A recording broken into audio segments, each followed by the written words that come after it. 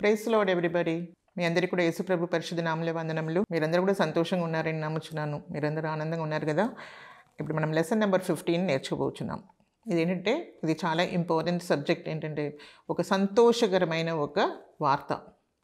ఇంతవరకు మనము యేసుప్రభు మరణము, మరి ఆయన అనుభవించిన అనేక విధమైన శ్రమలు, దాని గురించి అంతా కూడా మనము ధ్యానిస్తూ వచ్చాం కదా. ఇప్పుడు మనము ఈ లెసన్లో మనం ఏం నేర్చుకోబోతున్నామంటే యేసుక్రీస్తు మరణంని, పాపంని, ఇంకా లోకంని, సైతాన్ని, సమస్తని జయించి ఆయన పునరుద్ధానం అవ్వడం. యేసుక్రీస్తు పునరుద్ధానము, ఇంకా ఆయన ఆరోహణము, అది మనము ఈ లెసన్లో మనము చదువుకోబోతున్నాం. కాబట్టి అందరూ కూడా శ్రద్ధగా వినాలని నేను ఆశిస్తున్నాను. Okay, before we go into the lesson ఒక చిన్న ప్రార్థన చేసుకొని మొదలు పెడదామా. కళ్ళు మూసుకోండి. హల్లెలూయా, స్తోత్రం. పరిశుద్ధ దేవ, మీకు వందనాలు, స్తుతులు, స్తోత్రం నాయన. ఈ నూతన లెసన్లో మేము వెళుచుంటుగా నాయన, బిడ్డలు ఒక్కొక్కరిని మీరు జ్ఞాపకం చేసుకోండి ప్రభా. ఒక్కొక్కరితో మీరు మాట్లాడవలసిందిగా ప్రార్థిస్తున్నాం తండ్రి. దీంట్లో ఉన్న ప్రభా నాయన మర్మాలని మేము తెలుసుకోవడానికి, మరి మా జీవితంలో మీ సత్యము పనిచేయడానికి మీ కృపను గ్రహించండి ప్రభా. ఇది మొదటి నుండి అంతం వరకు కూడా మీ సన్నిధిని మేము కోరుచు అనేక విషయాలు ప్రభా మీ కృప చూపించి బిడ్డల హృదయాల్ని మీరు తెరిచి సత్యాన్ని అంగీకరించడానికి కావాల్సిన కృపని మీరు అనుగ్రహించి ఆశీర్వదించమని యేసుక్రీస్తు పరిశుద్ధ నామములో మేము ప్రార్థించి వేడుకుంటున్నాం తండ్రి, ఆమేన్. ఇప్పుడు రీడింగ్ పోర్షన్ మీరు నోట్ చేసుకోండి. మత్తయి 27వ అధ్యాయము 56 వచనం నుండి 28వ అధ్యాయం 20 వచనం వరకు. మార్కు 15:42 వచనం నుండి 16 అధ్యాయము 20 వచనం వరకు. లూకా సువార్త నుండి 23వ అధ్యాయము 50వ వచనం నుండి 24:53.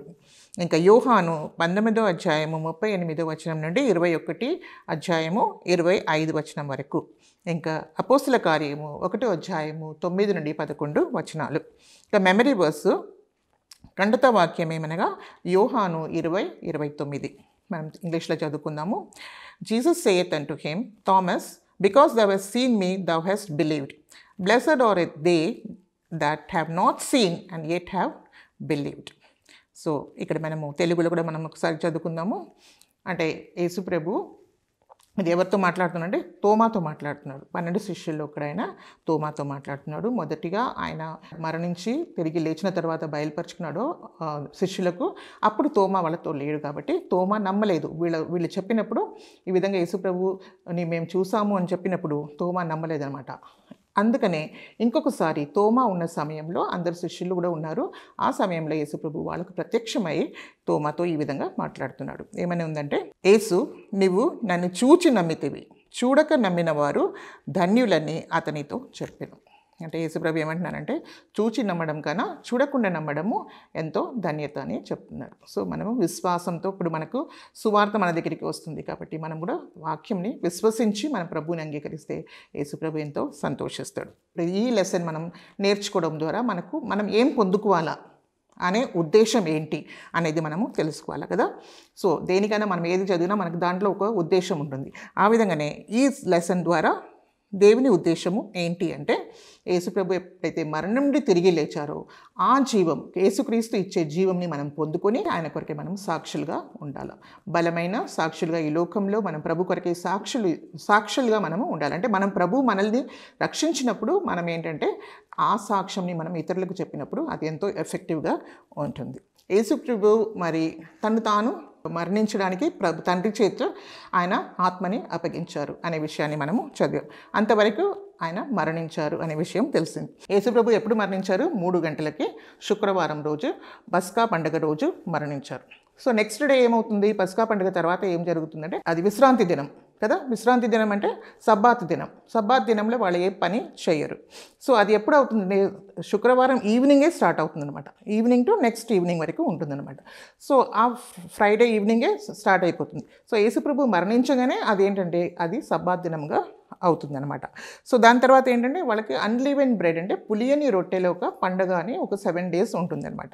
ఆ వీక్లో వాళ్ళు ప్రవేశిస్తారనమాట. నెక్స్ట్ డే సబ్బాత్ దినం కాబట్టి అప్పుడు సబ్బాత్ అంటే మహాసబ్బాత్ అంటారు. పస్కా పండుగ తర్వాత ఏంటంటే మహాసబ్బాత్. సో ఆ మహాసబ్బాత్కి వచ్చినప్పుడు ఎలాంటి అంటే సిలువలో ఎవరితో వేలాడుతున్నారో వాళ్ళు అక్కడ వేలాడడానికి యూదులు ఒప్పుకోరనమాట. అందుకనే వాళ్ళు ఏం చేశారంటే పర్మిషన్ తీసుకొని పిలాతు దగ్గర పర్మిషన్ తీసుకుని వాళ్ళు ఏం చేస్తారంటే అక్కడ ఎవరైతే చనిపోయారో వాళ్ళ దేహాన్ని తీసివేస్తారనమాట. సిలువలో వాళ్ళని ఉండనివ్వరు. సో కానీ యేసుప్రభు అయితే ఆయన ఆల్రెడీ మరణించారు. తండ్రికి ఆయన ఆత్మని అప్పగించారు, మరణించారు. కానీ వీళ్ళిద్దరూ ఉన్నారు కదా, ఇక్కడ కుడి పక్కన ఇంకా ఎడమ పక్కన ఉన్న దొంగలు ఉన్నారు కదా, వాళ్ళు ఇంకా మరణించలేదన్నమాట. సో వాళ్ళు మరణించలేదు కాబట్టి యూదుల్ని బట్టి వీళ్ళు ఏం చేస్తారంటే, ఆ సైనికులు ఏం చేస్తారంటే వాళ్ళు వచ్చి వాళ్ళ కాళ్ళని విరగొట్టేవాళ్ళు అనమాట. సో కాళ్ళని ఎప్పుడైతే విరగొట్టేస్తారో వాళ్ళు ఏమైపోతారంటే వాళ్ళకు శ్వాసం ఇంకా రాదనమాట. అది వాళ్ళకి ఎలాంటి సపోర్ట్ ఉండదు. వాళ్ళ కాళ్ళు అది వాళ్ళకు సపోర్ట్ ఉంటే ఏమవుతుందంటే కొంచెం అంత శ్వాసం కొంత టైం అది లాక్కొని పోతుంది అనమాట. So it's a very cruel and slow death. So ఎప్పుడైతే దాన్ని కాళ్ళని విరగొట్టేస్తారో వెంటనే వాళ్ళు ఏమైపోతారు, కొంచెం సమయంలో మరణిస్తారు అనమాట. సో అందుకని వాళ్ళిద్దరు కాళ్ళని వాళ్ళు విరగొట్టేస్తారు. ఎప్పుడైతే యేసుప్రభు దగ్గరికి వచ్చారో అప్పుడు చూస్తే యేసుప్రభు దగ్గరికి రాగానే వాళ్ళు అప్పటికే యేసుప్రభు మరణించారు. అందుకని అక్కడ ఉన్న ఇంకొక సైనికుడు ఏం చేశారంటే ఆయన చేతిలో ఉన్న ఈటతో యేసుప్రభు పక్కలో పొడిచాడు అనమాట. ఆ పొడవంగానే ఏమైందంటే రక్తము ఇంకా నీళ్లు బయటికి వచ్చిందనమాట. సో ఇది రక్తము నీళ్లు బయటికి వస్తుందంటే ఇది ఒక ప్రూఫ్ అనమాట, ఒక మనిషి ఒక వ్యక్తి మరణించారనేది. సో యేసుప్రభు మరణించారు అనే దానికి ఒక ప్రూఫ్ అనమాట.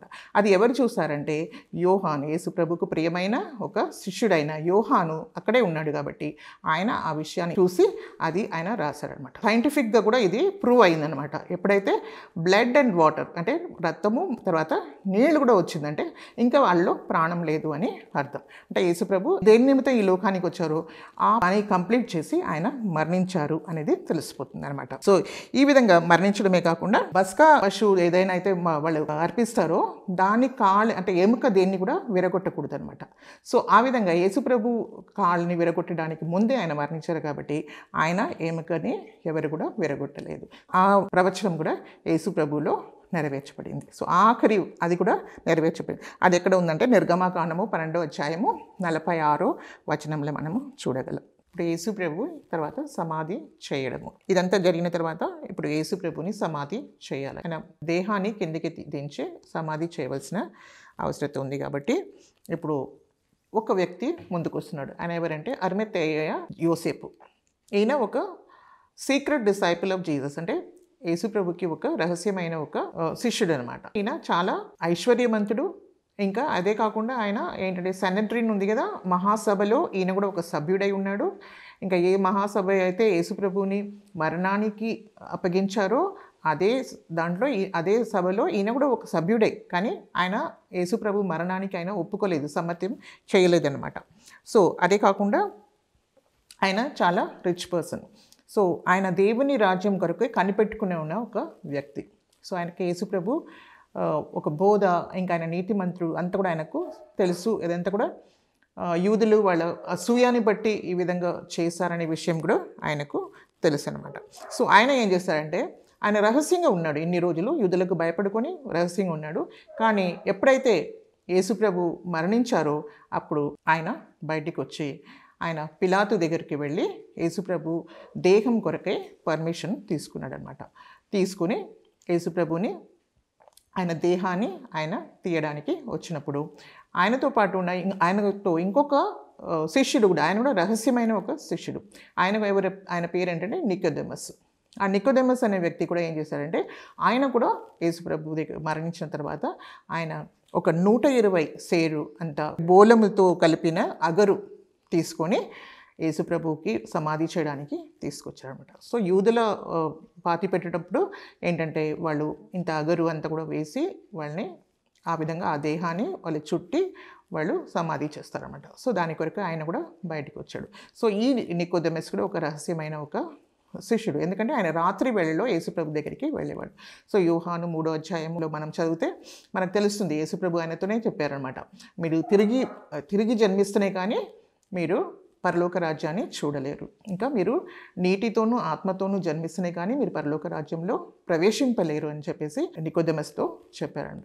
So Nicodemus was a very righteous person. కానీ యూదులకు భయపడుకుని ఆయన రాత్రి సమయంలో వచ్చేవారు. సో అంత కూడా సమస్తము అన్నీ బాగా జరుగుతున్నప్పుడు యేసుప్రభు పేరు చాలా పాపులర్గా ఉన్న సమయంలో అందరినీ యేసుప్రభు స్వస్థపరిచినప్పుడు అందరూ కూడా యేసుప్రభుని హోసన్నా హోసన్నా అని అందరూ కూడా ఆయనను పొగిడినప్పుడు అందరూ శిష్యులు కూడా యేసుప్రభుని వెంబడించారు. కానీ ఇప్పుడు ఎప్పుడైతే ఆయన యేసుప్రభు సిలువలో మరణిస్తున్నారో అప్పుడు యోహాను తప్ప వేరే శిష్యులందరూ కూడా వెళ్ళిపోయారనమాట. కానీ ఈ సమయంలో ఈ రహస్యమైన ఈ శిష్యులు యేసుప్రభు కొరకే వచ్చి ఆయన దేహాన్ని తీసుకుని వాళ్ళు ఏం చేశారంటే దాన్ని తీసుకెళ్ళి సమాధి చేయడానికి ముందుకు వచ్చారనమాట. అప్పుడు వాళ్ళు ఏం చేశారంటే శుభ్రమైన నారా బట్టతో దేహాన్ని కప్పి అంటే బోలంతో కలిపిన అగరు అంతా కూడా వేసి అక్కడ దగ్గరలోనే గొలుగతా అనే ప్లేస్ దగ్గరలోనే ఒక తోట ఉందన్నమాట. ఆ తోటలో ఈ అరిమతైన యోసేపు ఉన్నాడా ఆయన తన కొరకు ఆయన ఏం చేసి పెట్టాడు, సమాధిని ఆయన రాతితో తొలిపించుకున్నాడు అనమాట. సో అక్కడ ఆయన కొరకై అందులో ఎలాంటి మరణించిన ఒక వ్యక్తిని అందులో పెట్టలేదన్నమాట. So that was a new one, కొత్తదనమాట. సో దాంట్లో యేసుప్రభుని సమాధి చేశారనమాట. ఎందుకంటే ఇప్పుడు సబ్బాత్ వస్తుంది కాబట్టి ఆ సమయంలో అందరూ కూడా చాలా హరీగా వాళ్ళు చేశారనమాట. అక్కడ పెట్టేసి ఇంకా దాంతోపాటు ఒక పెద్ద రాయితో ఆ సమాధి యొక్క ద్వారం దగ్గర ఒక పెద్ద రాయిని పొరలించారనమాట. So it was a very new one. అది పొరలించి వాళ్ళు వెళ్ళిపోయారనమాట. అప్పుడు కొంతమంది అంటే గలిలయ నుండి వచ్చిన స్త్రీలు ఉన్నారు కదా, వాళ్ళు కూడా యేసుప్రభుని వెంబడించేవాళ్ళు, యేసుప్రభుకి ఎంతో పరిచర్య చేసిన వాళ్ళు కూడా ఎంతో సుగంధం ద్రవ్యాన్ని తీసుకొని వచ్చారు. కానీ వాళ్ళు యేసుప్రభుకి అది వేయలేకపోయారనమాట. వాళ్ళు వచ్చి ఆ స్థలాన్ని చూశారు కానీ వాళ్ళు యేసుప్రభుకి సుగంధ ద్రవ్యాలంతా కూడా వాళ్ళు వేయలేకపోయారు. ఎందుకంటే సబ్బాత్ దినము స్టార్ట్ అయింది కాబట్టి వాళ్ళు కూడా సబ్బాత్ని వాళ్ళు ఆచరించడానికి వాళ్ళు కూడా వెళ్ళిపోయారనమాట. సో ఈ విధంగా ఏం జరిగిందంటే వాక్యంలో ఉంది కదా, ఆయన మరణించినప్పుడు ఆయన ఐశ్వర్యవంతులతో ఆయన పాతిపెట్టబడబడారని రాయబడి ఉంది కాబట్టి అదే విధంగా జరిగిందనమాట. సో అన్ని విషయాలు యేసుప్రభుకు మరణించిన తర్వాత కూడా ఆయన మీద రాయబడిన అన్ని కూడా ప్రవచనాలు కూడా ఏమవుతుంది అని నెరవేర్చబడుతున్నాయి అనేది మనము చూడగలం అన్నమాట. శుక్రవారం యేసుప్రభు మరణించారు.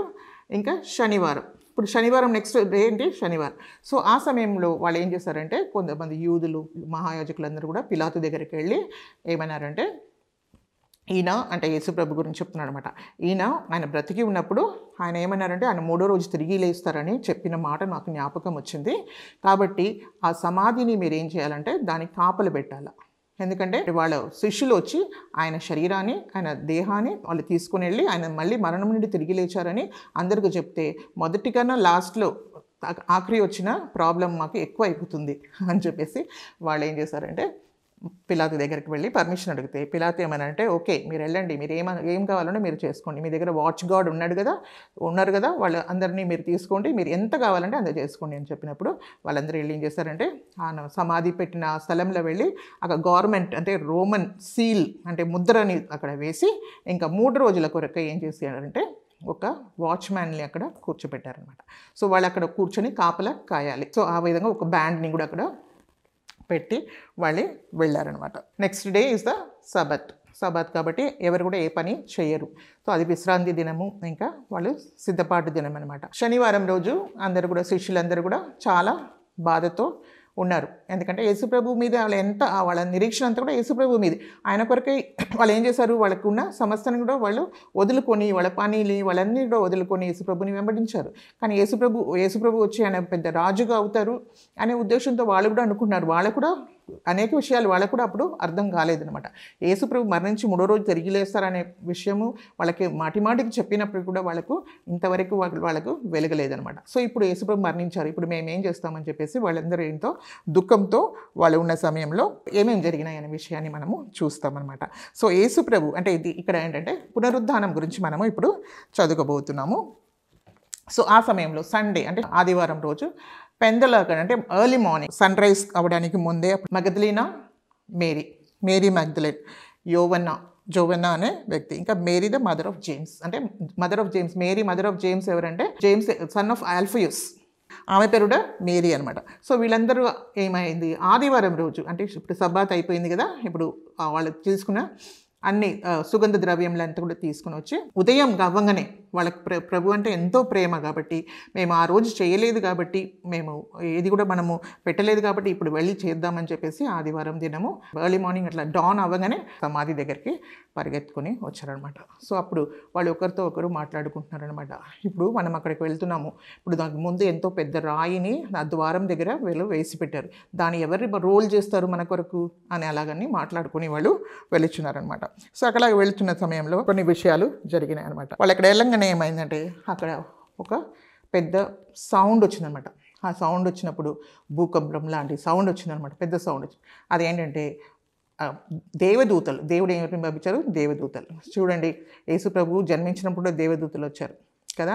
యేసుప్రభు ఆ శ్రమలు అనుభవించిన గెత్సేమనే తోటంలో ఉన్నప్పుడు కూడా దేవదూత వచ్చి ఆయనని బలపరిచారు. ఇంకా ఇక్కడ కూడా మనం చూస్తే యేసుప్రభు మరణించి తిరిగి లేచిన తర్వాత కూడా, తిరిగి లేచినప్పుడు కూడా దేవదూతని దేవుడు పంపించాడు. అంటే మనకు పరలోకం నుండి ఒక విట్నెస్, పరలోకం నుండి కూడా మనకేముంది? ఒక సాక్ష్యం ఉంది. ఇంకా భూలోకంలో కంటితో చూసిన వాళ్ళు కూడా సాక్ష్యం ఇస్తున్నారు. ఆ దేవదూత వచ్చి ఏమవుతుందంటే ద్వారం దగ్గర ఉన్న, సమాధి ద్వారం దగ్గర ఉన్న ఆ పెద్ద రాయిని పొరలించేసి దాని మీద కూర్చొని ఉందన్నమాట. అప్పుడు ఎప్పుడైతే వీళ్ళు ముగ్గురు కూడా వెళ్ళారో అదంతా కూడా తీసివేయబడింది. అక్కడ రోమా సీల్ కూడా విరిగొట్టి పడింది.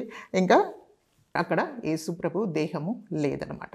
సో ఆ విధంగా వాళ్ళు చూసినప్పుడు వాళ్ళు ఏమైపోయిందని వాళ్ళకు చాలా బాధ కలిగిందనమాట. అక్కడ ఉన్న కావలి వాళ్ళు ఉన్నారు కదా, వాళ్ళందరూ కూడా ఏంటంటే వణికిపోయారు. వాళ్ళు చచ్చిన వాళ్ళు వణికిపోయారనమాట. ఎందుకంటే ఆ దేవదూత రావడము, మరి అక్కడ పెద్ద సౌండ్తో అది పొరలించబడము, సో ఇదంతా కూడా వాళ్ళు కూడా చూసి చాలా భయకంపితులై అయిపోయారనమాట. సో తర్వాత మనం చూస్తే వాళ్ళు చాలా భయంతో వాళ్ళు ఉన్నారనమాట. ఆ సమయంలో ఆ స్త్రీలు కూడా చాలా భయపడిపోయారనమాట. అంత ఎర్లీ మార్నింగ్ కదా, సో చాలా భయపడిపోయినారనమాట. సో అప్పుడు మనం చూస్తే అక్కడ ఆ దేవదూతలు ఏమంటున్నాయంటే, మీరు ఎవరిని వెతుకుతున్నారు? శిలువ వేయబడిన యేసుక్రీస్తుని మీరు వెతుకుతున్నారు కదా, ఆయన ఇక్కడ లేరు, ఆయన మరణం నుండి తిరిగి లేచారు. రండి, మీరు లోపలికి వచ్చి ఎక్కడైతే ప్రభువుని పెట్టారో ఆ స్థలంని వచ్చి చూసుకోండి అని వాళ్ళతో ఆ ఏంజల్స్, ఆ దేవదూతలు చెప్పాయన్నమాట. సో వాళ్ళు ఏం చేశారంటే, వాళ్ళు వెంటనే ఆ సమాధి లోపలికి వెళ్ళి చూసారనమాట. చూడంగానే అక్కడ ఏంటంటే ఇద్దరు మనుషులు, వాళ్ళు చాలా ఒక షైనింగ్ క్లోత్స్తో కూర్చున్న రెండు ఏంజల్స్ లాంటి మనుషులు అక్కడ ఉన్నారనమాట. సో వాళ్ళు కూడా ఏం చేస్తారంటే యేసుక్రీస్తు మరణం నుండి తిరిగి లేచారనే విషయాన్ని వాళ్ళతో చెప్పారనమాట. సో అది లూకా 24వ అధ్యాయము 1 నుండి 6 వచనం వరకు అక్కడ రాయబడి ఉందన్నమాట. సో ఈ విధంగా యేసుప్రభు అంటే ఆయన మరణం నుండి తిరిగి లేచారని మొదటిగా ఎవరు చెప్పారు వాళ్ళకి? దేవదూత. ఇప్పుడు యేసుప్రభు మరణించి తిరిగి లేచిన తర్వాత ఎవరెవరికి తను తాను బయలుపరుచుకున్నాడు, ఎవరెవరికి ఆయన తను తాను తెలియపరుచుకున్నాడు అనే విషయాన్ని మనము చూద్దాం. సో ఇప్పుడు ఏంజల్స్ అంటే దేవదూతలు స్త్రీలకు తెలియపరిచిన తర్వాత ఏం జరిగిందంటే, వాళ్ళు పరిగెత్తుకొని వాళ్ళు యేసుప్రభు శిష్యుల దిక్కి ఈ విషయం చెప్పడానికి పరిగెత్తారనమాట. ఈ విధంగా మేము దేవదూత మాకు ఈ విధంగా చెప్పారు, యేసుప్రభు మరణం నుండి తిరిగి లేచారనే విషయం చెప్పారు అని చెప్పేసి వాళ్ళకు చెప్పడానికి వాళ్ళు పరిగెత్తుకొని వెళ్ళారనమాట. ఎప్పుడైతే వాళ్ళు విన్నారో ఈ విషయం, అంటే పేతురు, యోహాను వాళ్ళిద్దరు కూడా ఎప్పుడైతే ఈ వార్తని విన్నారో వాళ్ళకేమీ అర్థం కాలేదనమాట. సో వాళ్ళు ఏం చేశారు, వెంటనే వాళ్ళు అక్కడి నుండి పరిగెత్తుకొని వచ్చి సమాధి దగ్గరికి, ఆ తోటకు వచ్చారనమాట. సో ఆ సమాధి దగ్గరికి వచ్చి ఆ సమాధి లోపలికి వెళ్ళి చూసారనమాట. అప్పుడు అక్కడ యేసుప్రభు దేహము లేదనమాట. సో ఇప్పుడు ఏమైపోయింది కానీ వాళ్ళకి ఇంకా అర్థం కావట్లేదు అనమాట. సో అది చూసేసి వాళ్ళు తిరిగి వెళ్ళిపోయారనమాట. మేరీ మ్యాగ్దలిన్ అంటే మగదలీనైనా మరియా మాత్రము ఏం చేసిందంటే అక్కడే కూర్చొని ఆమె ఏడుస్తూ ఉందన్నమాట. ఎందుకంటే ఆమె చూసింది ఇక్కడ యేసుప్రభు శరీరాన్ని అక్కడ పెట్టడము. సో ఆమె అక్కడ కూర్చొని ఆమె ఏడుస్తూ ఉందన్నమాట.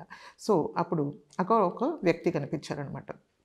వ్యక్తి కనిపించి, ఏంటమ్మా ఎందుకు నువ్వు ఏడుస్తున్నావు అని ఆమెతో అడిగితే ఆమె ఏమందంటే, నా ప్రభువు శరీరంని అంటే దేహాన్ని ఎవరో తీసుకొని వెళ్ళిపోయారు. సో ఎవరు తీసుకుపోయారో నాకు తెలియదు, మీకు తెలిసి ఉంటే నాకు చెప్పండి, ఆయన దేహాన్ని నేను తీసుకొని నేనే వెళ్ళిపోతాను అని చెప్పిందనమాట. సో ఆమె ప్రేమని ప్రభు చూసేసి, అది ప్రభు అని ఆమెకు తెలియదు అనమాట, కానీ అది ప్రభువే అక్కడ నిల్చొని అప్పుడు ఆయన ఏమన్నారంటే మరియా అని పిలిచారనమాట. సో మరియా అని పిలవంగానే యేసుప్రభు స్వరం వినంగానే అప్పుడు మరియాకి ఏంటి ఆమె అర్థం చేసుకున్నమాట, ఆయన ప్రభు అని అర్థం చేసుకొని చాలా ఆనందించింది, సంతోషపడింది అనమాట. సో ఈ విధంగా అంటే ఇప్పుడు ప్రభు ఏంటంటే ప్రేమామయుడు కదా. సో ఈమె ఎంత ఏడుస్తుంది, ప్రభు కొరకే అంత ఆమె ఏడుస్తుందని తెలిసి తను తాను యేసు ప్రభువే మొదటిగా దర్శనం ఇచ్చింది ఎవరికి తెలుసా? మేరీ మగ్దలేనికి. ఆమెలో నుండి 7 దురాత్మ శక్తులని యేసుప్రభు ముందు ఆయన వెళ్ళగట్టారనమాట. సో ఆమె ఎంతో యేసుప్రభుని అంతవరకు వెంబడించింది అనమాట. సో మేరీ మగ్దలేనికి మొదటిగా ఏం చేశారంటే తను తాను బయలుపరిచారు. చూడండి, ఒక స్త్రీకి ఆయన బయలుపరుచుకున్నాడు. ఎందుకంటే హవ్వ కదా మోసం పోయింది, సైతాను హవ్వాని మోసం చేసింది. సో ఆమె ఆదాముకి తినకూడదనే పండుని తినిపించింది. సో ఆ విధంగా పాపము వచ్చింది లోకంలో. సో యేసుప్రభు పాపాన్ని జయించిన తర్వాత కూడా ఆయన ఎవరికి ముందుగా తెలియపరుచుకున్నారంటే ఆ స్త్రీకే, అంటే మేరీ మగ్దలేన్ అన్న మరియాకు ఆయన తను తాను బయలుపరుచుకున్నాడు. సో ఆయన ఏం చెప్పారంటే, నువ్వు వెళ్ళి డిసైపుల్స్ అంటే శిష్యులకు వెళ్ళి చెప్పు, నేను మరణం నుండి తిరిగి లేచాననే విషయాన్ని చెప్పుమని ఆమెతో చెప్పారనమాట. ఆమె వెళ్ళి ఆ డిసైపుల్స్కి అందరికి కూడా ఏం చెప్పిందంటే, ఇలా విధంగా నేను యేసు ప్రభుని చూశాను, ఆయన నాతో మాట్లాడారు, ఆయన మరణం నుండి తిరిగి లేచారనే సత్యంని ఆమె ప్రకటించారు. ఎంతో ఆనందంతో సంతోషంతో ఆమె ప్రకటించారు. సో ఒక్క రాత్రి వాళ్ళు ఎంతో దుఃఖంతో ఉన్నారు, కానీ మరుత దినం ఏమైంది, వాళ్ళకి ఆనందము వాళ్ళు తట్టుకోలేరు అనమాట. ఇప్పుడు ఏ యూదుడు కూడా యేసు ప్రభుని ఏమీ చేయలేడు, యేసు ప్రభు మరణాన్ని జయించాడు. సో ఇంత గొప్ప మరణాన్ని కూడా యేసుప్రభు ఏంటంటే జయించారు కాబట్టి వాళ్ళు ఎంతో సంతోషపడినారనమాట. దాని తర్వాత అది సండే రోజు ఇంకా ఏం జరిగిందంటే, క్లియోపాస్ అనే ఒక వ్యక్తి, మరి ఆయనతో పాటు ఇంకొక శిష్యుడు, వాళ్ళిద్దరు కూడా ఎమ్మాయిస్ అనే ఒక ఊరికి వెళుతున్నారనమాట. సో వాళ్ళు వెళుతూ ఉన్న సమయంలో వాళ్ళు మాట్లాడుకుంటున్నారు, అనేక విషయాలు మాట్లాడుకుంటున్నారు అనమాట. యేసు ప్రభుని ఎలాగ చంపివేశారు, ఈ విధంగా అయింది, అదంతా వాళ్ళు కూడా మాట్లాడుతూ వెళుతున్న సమయంలో యేసు ప్రభు అక్కడ వాళ్ళ దగ్గరతో వచ్చి వాళ్ళతో కలుసుకుంటున్నారనమాట. మీరు ఏ విషయంలో మాట్లాడుతున్నారు అని వాళ్ళని అడిగితే వాళ్ళు ఏమనంటే, నువ్వేంటి ఇక్కడ యెరూషలేముకు కొత్తనా, ఇక్కడ ఒక నీతిమంతుడు ఉండేవాడు, ఆయన సిలువలో మరణించారు, ఆయనని యూదులందరూ కూడా చంపివేశారు, ఇప్పుడు ఆయన తిరిగి లేచారని చెప్తున్నారు అనే విషయాన్ని ఆయనతో చెప్పినప్పుడు, అలాగని అంటే ఆయన ప్రభు అని, ఆయన యేసు ప్రభు అని వాళ్ళకు చెప్పలేదనమాట. సో ఆ విధంగా వాళ్ళు వెళ్తూ ఉన్నారనమాట. సో అప్పుడు యేసు ప్రభు ఏంటంటే పాత నిబంధన నుండి అనేక విషయాలు వాళ్ళతో పంచుకుంటున్నారనమాట. ఈ విధంగా ఆయన గురించిన, మెస్సయ్య గురించిన విషయాలు, ఎట్లా ఆయన మరణించాలా, మళ్ళీ ఎలాగ తిరిగి వెళ్ళేవాళ్ళ, ఇదంతా రాయబడి ఉంది, ఈ విధంగా జరిగింది అని చెప్పేస్తూ ఉంటే వాళ్ళ హృదయంలో ఒక మంటలాగా వాళ్ళు వచ్చిందనమాట. ఎంతో ఆనందంతో వాళ్ళ హృదయాలు నింపబడినాయి అనమాట. తర్వాత వాళ్ళు యెరూషలేముకు వెళ్ళాలి, వాళ్ళు యెరూషలేముకు వెళుతున్నారు. అక్కడ నుండి ఒక 7 మైల్స్ ఉన్నాయన్నమాట. సో ఆ సమయంలో వాళ్ళు రాత్రి అయిపోయింది కాబట్టి మనం ఇక్కడ కొంచెం సమయం ఇక్కడ ఉందామని చెప్పేసి ఒక స్థలంలో అక్కడ ఉండిపోతున్నారు అనమాట. అప్పుడు యేసు ప్రభు ఆయన ముందుకు వెళ్ళిపోవాలా అని ఆయన చెప్పినప్పుడు వాళ్ళు ఏమన్నారంటే, మాతోనే ఉండిపోండి, మీరు కూడా నైట్ మళ్ళీ మార్నింగ్ వెళ్ళిపోదురు కానీ అని చెప్పారనమాట. అప్పుడు యేసు ప్రభు కూడా వాళ్ళతో కలిసి ఉన్నారనమాట. సో అక్కడ భోజనం చేస్తున్నప్పుడు ఆయన ప్రార్థన చేసి రొట్టె విరిచినప్పుడు వాళ్ళ కళ్ళు తెరవబడతాయి అనమాట. అప్పుడు వాళ్ళు అదేనా యేసు అని వాళ్ళకి అర్థమైపోతుంది. వెంటనే యేసు ప్రభు అదృశ్యమై వెళ్ళిపోతారనమాట. సో వెంటనే వాళ్ళు ఏం చేస్తారంటే, వాళ్ళందరూ కూడా యెరూషలేముకి పరిగెత్తి ఈ విధంగా మేము ప్రభుని చూసామని చెప్పేసి వాళ్ళు కూడా సాక్ష్యం ఇచ్చారు. ఈ విధంగా అనేకులకు ఆయన కనిపిస్తూ యేసు ప్రభు మరణం నుండి తిరిగి లేచారనే విషయాన్ని అనేకులకు తెలియపరిచారు. ఆయన వ్యక్తిగతంగా వాళ్ళతో మాట్లాడము జరిగిందనమాట. సో తర్వాత మనం చూస్తే లూకా రాసిన సువార్తలో 24వ అధ్యాయం 33 నుండి 43 వరకు మనము ఇంకొక విషయాల్ని చదువుతున్నాం అనమాట. అక్కడ ఏంటంటే యేసు ప్రభు సాయంకాలం, ఆదివారం సాయంకాలము వాళ్ళు అంటే అందరూ శిష్యులందరూ కూడా యూదులకు భయపడుకొని వాళ్ళు ఒక రూమ్లో ఉన్నారనమాట. అంటే డోర్ కూడా వేసి ఉందన్నమాట. సో డోర్ కూడా మూసి ఉందన్నమాట. ఆ సమయంలో యేసు ప్రభు సడన్గా ఆయన లోపలికి వచ్చి, మీకు శుభము, పీస్ బీ విత్ యూ అని చెప్తారనమాట. అప్పుడు తాను చూపించుకుంటారు, చూడండి నా చేతులు, నా కాళ్ళు చూడండి, నేను సిలువలో మరణించి నేను తిరిగి లేచాను అనే విషయంని వాళ్ళకు చెప్తున్నారనమాట. ఇంకా అదే కాకుండా వాళ్ళ మీద ఊది అని మీరు పరిశుద్ధాత్మని పొందుకోండి అని చెప్పి కూడా వాళ్ళ మీద ఊదారనమాట. 10 మంది శిష్యులకు ఆయన తాను బయలుపరుచుకున్నారు. అదే కాకుండా ఒక్క వారం యేసుప్రభు మరణించి తిరిగి లేచిన తర్వాత ఒక వారం తర్వాత కొంతమంది శిష్యుల దగ్గరికి వస్తారనమాట. యేసుప్రభు శిష్యుడైన తోమా అప్పుడు లేడనమాట. సో ఇప్పుడు తోమా కూడా అక్కడ ఉన్నాడనమాట. సో తోమా ఏమన్నాడంటే, నేను నమ్మను, మీరందరూ యేసుప్రభుని చూశారు అని చెప్తున్నారు, యేసుప్రభుని చూసామంటున్నారు, కానీ నేను మాత్రం నమ్మను. నేను నా చెయ్యి ఫింగర్ని వేసి నేను ఆయన చేతిలో ఆయన కాళ్ళలో ఉన్న రంధ్రాలని పెడితే కానీ పక్కన నేను చూస్తేనే కానీ నేను నమ్మను అని చెప్తారనమాట. అలాగే చెప్పారు కాబట్టి ఆయన ఉన్నప్పుడు యేసుప్రభు ఆయన డౌట్ని కూడా క్లియర్ చేయడానికి ఆయన ఉన్నప్పుడు, ఆ శిష్యులందరూ ఉన్నప్పుడు మళ్ళీ ఒకసారి వచ్చి మీకు శుభం అని చెప్పేసి వాళ్ళతో దగ్గరికి వస్తారనమాట. అప్పుడు తోమా అక్కడ ఉంటాడనమాట. అప్పుడు యేసుప్రభు తోమాకు ఆయన చేతులు ఆయన కాళ్ళలో ఉండే అంత ప్రింట్స్ అన్ని కూడా చూపించేసి, ఇదిగో మీరు ఏం చేయాలి, నువ్వు చూసి నమ్మడం కాదు, చూడకుండా నమ్మాలా, వాళ్ళే ధన్యులు అని నా చేతిలో నువ్వు చేసి చూడు అని చెప్పినప్పుడు my God and my lord and my God అని, అంటే నా దేవా నా ప్రభువా అని అప్పుడు ఆయన నమ్ముతాడనమాట. సో చూడకుండా నమ్మడము ఇంకా ధన్యత. ఇప్పుడు దేవుని వాక్యం స్వరము, ఎందుకంటే ప్రభువు ఎవరు, ఆయన పరిశుద్ధుడు, ఆయనే సత్యము, ఆయనే జీవము. సో ఆ విధంగా ఉన్న సత్యమైన దేవుడిని మనం ఎప్పుడు కూడా ఏం చేయొద్దు, అనుమానం చేయకూడదు అనమాట. ఆయన వాక్యము సత్యము, అదంతా కూడా యాజ్ పర్ ద ప్రాఫెసీస్, ఆ ప్రాఫెసీస్ ప్రకారమే అన్నీ కూడా జరుగుతున్నాయి విషయాన్ని మనం కూడా నమ్మాలన్నమాట. సో తోమా ఆ విధంగా అప్పుడు ఆయన నమ్మాడనమాట. యేసుప్రభు ఎంతమందికి, చాలామందికి తను తాను బయలుపరుచుకున్నాడు. మరణం నుండి తిరిగి లేచిన తర్వాత ఎవరెవరికి ఆయన బయలుపరుచుకున్న విషయాన్ని మనము చదువుతూ వస్తున్నాం కదా. సో యోహాను 21వ అధ్యాయము 1 నుండి 23 వరకు మనం చదివితే ఇంకొక విషయం, ఒక్కొక్క స్థలంలో ఎక్కడంటే తిబేరియా సముద్రం దగ్గర కూడా ఆయన ఒక 7 డిసైపుల్స్, 7 శిష్యులు, ఎవరెవరు వాళ్ళు అంటే పేతురు, తోమా, ఇంకా నత్తానియేలు, ఇంకా యోహాను, ఇంకా యాకోబు, ఇంకా 2 శిష్యులు, 7 ఉన్నారనమాట. వాళ్ళందరూ ఇప్పుడు వాళ్ళకి ఇంకా ఏమీ అర్థం కావట్లేదు. యేసుప్రభు మరణించారు, తిరిగి లేచారు, ఓకే, ఇప్పుడు మనం ఏం చేయాలి అనే విషయంని కూడా వాళ్ళకు ఏం తెలియట్లేదు. సో ఇప్పుడు పేతురు ఏం చేశారంటే, ఆయన చాలా బాధలో ఉన్నాడు, వేదన పడుతున్నాడు. ఎందుకంటే యేసుప్రభు ఎవరు అని నాకు తెలియదు అనే విషయాన్ని ఆయన చెప్పి ఉన్నాడు కదా. యేసుప్రభు ఎప్పుడైతే శిలువ మరణానికి వాళ్ళు తీర్పుకు తీసుకుని వెళ్తున్నారు ఆ సమయంలో ఈయన ఎవరో నాకు తెలియదు అంటే ఆ చిన్నది ఆమె మాట్లాడినప్పుడు, నువ్వు కూడా యేసుతో ఉన్నావంటే నాకు తెలియదు, ఆయన ఎవరో నాకు తెలియదు అని చెప్పాడు కదా 3 సార్లు. యేసుప్రభు చెప్పారు ఆయనకు, ఈ విధంగా నువ్వు చేస్తావు అని చెప్తే, నేను ఎప్పుడు చెయ్యను, మిమ్మల్ని ఎప్పుడు నేను బొంకను, ఆ విధంగా నేను ఎప్పుడు చెప్పను, ఎందుకంటే నేను మరణించవలసిన అవసరత వచ్చినా కూడా నేను మరణిస్తాను, కానీ నేను మాత్రం ఆ విధంగా చెప్పను అని చెప్పాడు. అప్పుడు ఏం చేశాడు ఆయన తన సొంత శక్తి మీద చాలా ఆధారపడినాడు అనమాట. He was self confident. So ఆ సెల్ఫ్ కాన్ఫిడెన్స్ పనికిరాదనమాట. సో ఎప్పుడైతే అలాంటి పరిస్థితి వచ్చిందో యేసుప్రభు చెప్పినట్టే ఆయన ఏం చేసిపోయాడు, ఆయన యేసుప్రభుని బొంకేశాడు. ఆయన నాకు తెలియదు, మీరెవరో నాకు తెలియదు అని చెప్పాడు అనమాట. సో ఇప్పుడు ఆయన చాలా వేదనలో ఉన్నాడు. ఇప్పుడు నాకు ఏముంది, ఇప్పుడు నేను నా ఫిషింగ్ ప్రొఫెషన్లో వెళ్ళిపోతాను, మళ్ళీ నేను ఫిషింగ్కి అంటే మళ్ళీ చేపలు పట్టడానికే వెళ్ళిపోతానని అంటే, ఇంకా వేరే శిష్యులు కూడా ఉన్నారు కదా, వాళ్ళు కూడా ఏమన్నారు, మ్యాక్సిమం వాళ్ళందరూ కూడా చేపలు పట్టేవాళ్ళే, సో మేము కూడా వస్తాము అని చెప్పేసి వాళ్ళు కూడా వెళ్తారనమాట. సో అందరూ 7 మంది ఇప్పుడు చెప్పాను కదా, వాళ్ళందరూ కూడా చేపలు పట్టడానికి వెళ్ళారు. సో వాళ్ళందరూ రాత్రి అంతా చాలా ప్రయత్నం చేశారు, ఒక్క చేప కూడా పడలేదన్నమాట వాళ్ళలో. సో ఎర్లీ మార్నింగ్ ఇప్పుడు యేసుప్రభు అక్కడ తీరంలో నిల్చుని వీళ్ళు బయటికి వచ్చినప్పుడు, ఏంటి పిల్లలారా, మీకు ఏదైనా ఉందా, మీకు ఏదైనా దొరికిందా అని చెప్తే, మాకేమి దొరకలేదు అని చెప్తారనమాట. సో అప్పుడు యేసుప్రభు ఏమంటారంటే, ధోనికి కుడి పక్షంలో మీరు వేయండి వల, అప్పుడు మీకు దొరుకును అని చెప్పారు. సో అప్పుడు అదే విధంగా వాళ్ళు వేశారు. వేయంగానే ఎంత అంటే ఆ వల ఇంకా చినిగిపోయినంత వరకు అలాగా నిండిపోయిన అనమాట, అన్ని చేపలు వచ్చాయి. సో యేసుప్రభు ఏమన్నారు పేతురుని, ఒకప్పుడు నిన్ను చేపల్ని ఆయన పట్టుకున్న సమయంలోనే ఆయన దగ్గరికి వెళ్ళారు కదా, ఆయన్ని నన్ను వెంబడించమని చెప్పారు. ఆయన్ని పేతురుని చెప్పి ఆయనకు శిష్యుడిగా ఆయనని ఎన్నుకున్నాడు దేవుడు. సో శిష్యుడిగా ఎన్నుకున్నాడు. ఆయన ఏమన్నాడు, నేను మిమ్మల్ని ఏం చేస్తాను, మనుషుల్ని పట్టేవాళ్ళగా చేస్తాను, మీరు చేపల్ని పడుతున్నారు కదా, మిమ్మల్ని మనుషుల్ని పట్టేవాళ్ళగా నేను చేస్తానని చెప్పాడు.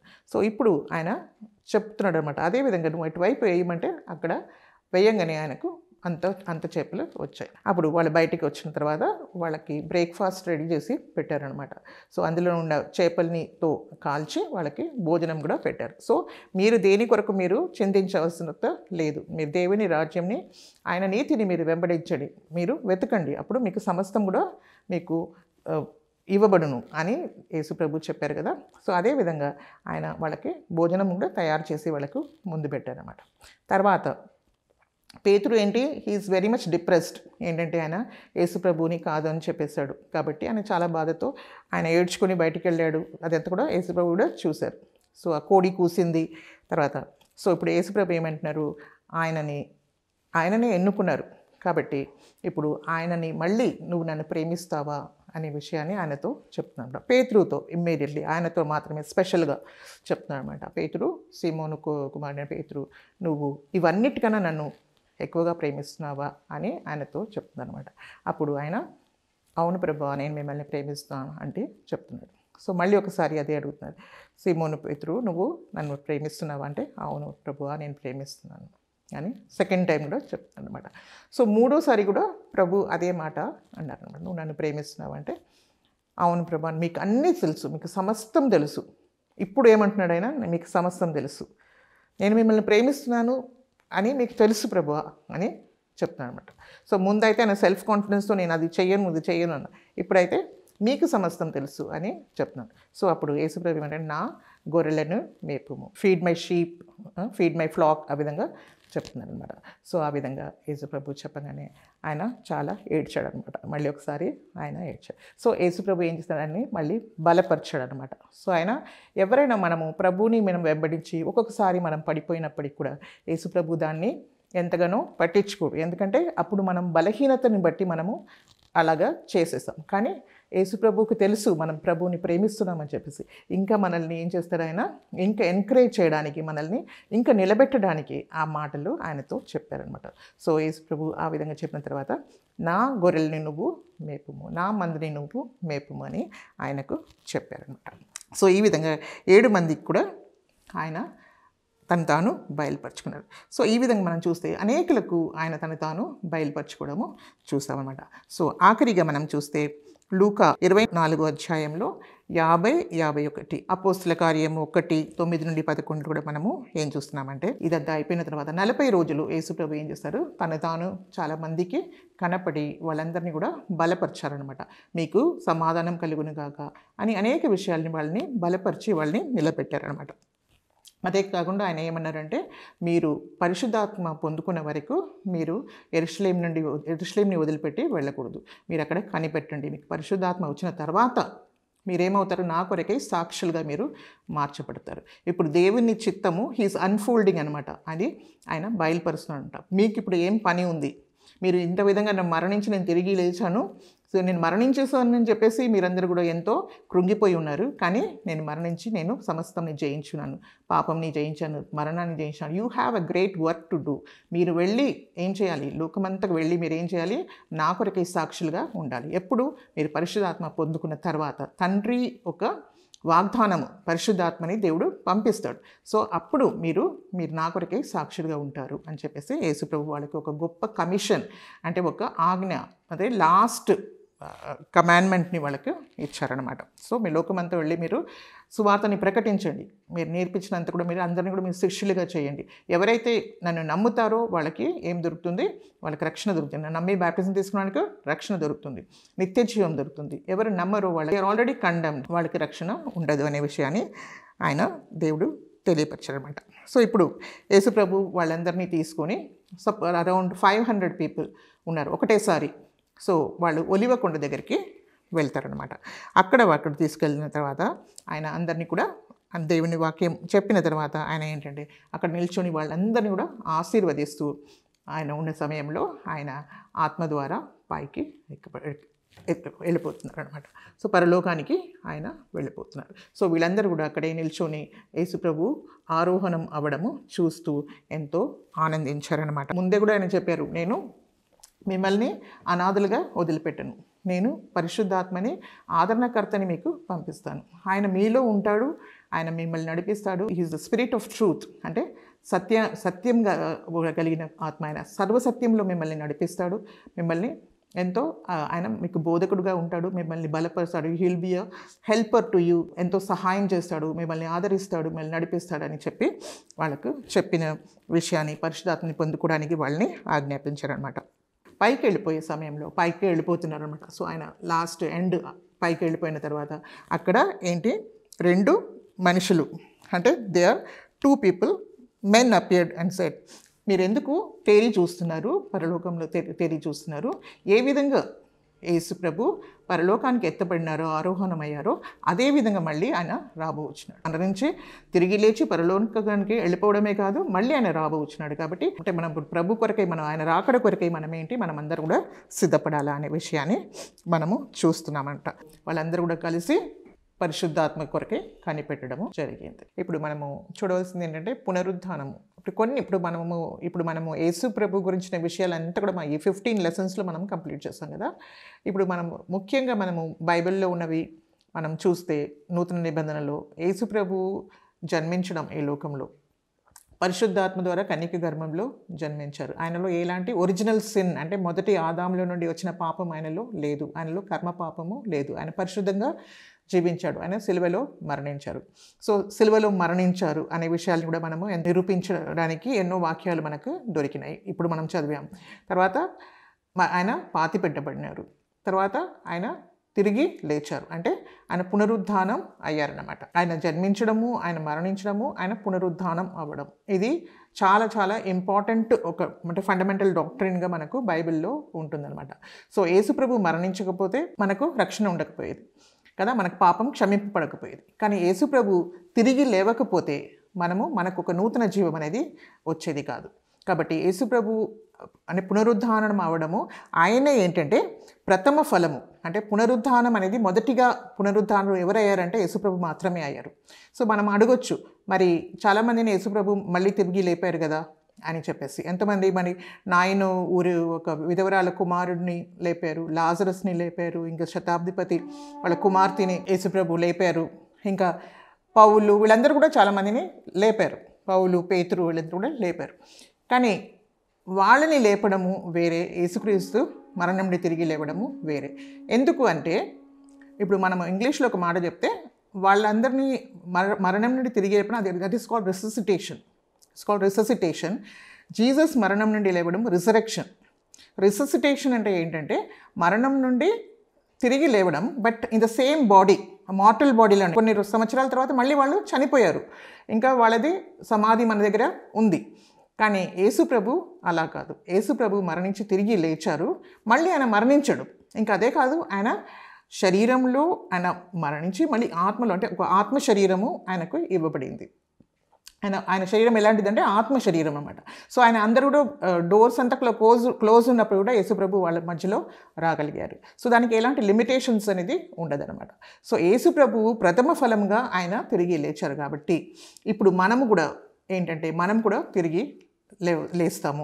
ఆయన మీద నమ్మిన వాళ్ళందరూ కూడా మనం కూడా పునరుద్ధానం అనేది మనకు కూడా ఉంది. మన శరీరం కూడా ఏమవుతుంది, మార్పు చెందుతుంది. ఇప్పుడు మనం మనం ప్రభుని నమ్మిన తర్వాత యేసు ప్రభు మధ్యాకాశంలో వస్తే వెంటనే ఏం జరుగుతుందంటే in twinkle of an eye, కంటి రెప్ప పాటన ఏమవుతుందంట, మన శరీరము మార్పు చెందుతుంది. తర్వాత మనం కూడా మహిమ శరీరాన్ని మనం కూడా ధరించుకొని మనం కూడా పరలోక రాజ్యానికి వెళ్ళడానికి దేవుడు అలాంటి మార్గంని మన కొరకే తెర్చాడనమాట. సో యేసుప్రభు పునరుద్ధారణ అయ్యాడు కాబట్టి మనకు కూడా ఏముందంటే నిరీక్షణ అనేది ఉందన్నమాట. సో యేసుప్రభు పునరుద్ధారణ అవ్వకపోతే మనకు ఈ లోకంలోనే కొంచెమంత కూడా ఆశీర్వాదం, కానీ will be the most miserable people. కానీ ఈ లోకంలోనే కాదు మనకు, కానీ ప్రభుని నమ్మిన వారికి ఏంటంటే నిత్య జీవంలో పరలోక రాజ్యంలో మనం దేవునితో సదాకాలము మనం ఉంటామన్నమాట.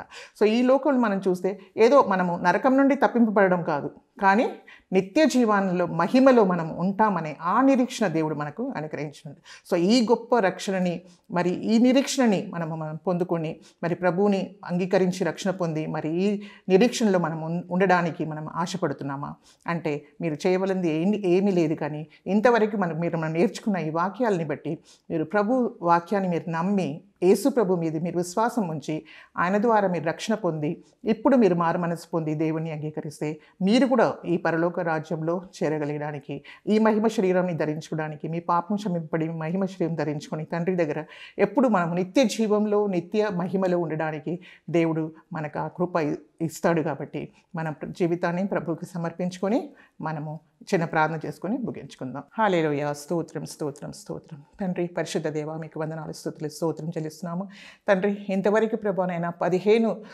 లెసన్స్ కూడా మేము నేర్చుకోవడానికి మీరు మాకు ఎంతో కృప ఇచ్చారు ప్రభా. పరిశుద్ధ మీకు వందనాలు స్తుతులు స్తోత్రం. అయినా ఈ బిడ్డలందరూ కూడా ప్రభా ఎవరెవరైతే రెగ్యులర్గా మీ వాక్యంని వింటున్నారో, ఇంకా ఎవరైతే వింటున్నారో పిల్లలు పెద్దలు ఎవరైనా సరే ప్రభా అందరితో మీరు మాట్లాడి ఉంటున్నారు ప్రభా. ఈ సత్యాన్ని ప్రభా నాయన వివరించి చెప్పడానికి వాళ్ళ హృదయం తెరవబడడానికి వాళ్ళు అంగీకరించడానికి కూడా మీరు మా అందరికీ మీ కృప ఇచ్చిన్నారు కాబట్టి మీకు స్తుతులు స్తోత్రం చెల్లించుకున్నాం. బిడ్డలందరినీ మీరు దీవించండి. ఈ గొప్ప రక్షణని ప్రభా నాయన ప్రతి వాళ్ళు కూడా అంగీకరించి రక్షణ పొందడానికి, ఇంకా ప్రభా వాళ్ళ హృదయము వాళ్ళ అంతరంగము ప్రభా వెలిగింపడానికి పరిశుద్ధాత్మదేవ మీరే వాళ్ళు కార్యం చేయమని నాయన వాళ్ళందరికీ ప్రతి బిడ్డకు మీరు తోడుగా ఉండి ఇంకా మీరు తెలియపరచవలసిందిగా మిమ్మల్ని ప్రభా ఏ విధంగా మీరు ప్రభా మరణం నుండి తిరిగి లేచి అందరికీ మీరు తెలియపరుచుకున్నారు, అదేవిధంగా ప్రభా బిడ్డల హృదయాల్ని మీరు ప్రభా తెరిచి ఆ సత్యాన్ని వాళ్ళకి అర్థం చేసి వాళ్ళని అందరినీ ఆస్వాదించమని మీకే స్తుతులు స్తోత్రం చెల్లిస్తూ యేసుక్రీస్తు అతి పరిశుద్ధ నామంలో ప్రార్థించి వేడుకుంటున్నాం తండ్రి. ఆమేన్. సో డిస్క్రిప్షన్ బాక్స్లో ఏమేమి ఉన్నాయో మీరు అన్నీ రాసుకోండి, అంత క్వశ్చన్ ఆన్సర్స్ అన్నీ రాసుకోండి. మీ అందరినీ కూడా దేవుడు అధికంగా దీవించును గాక. ఆమేన్.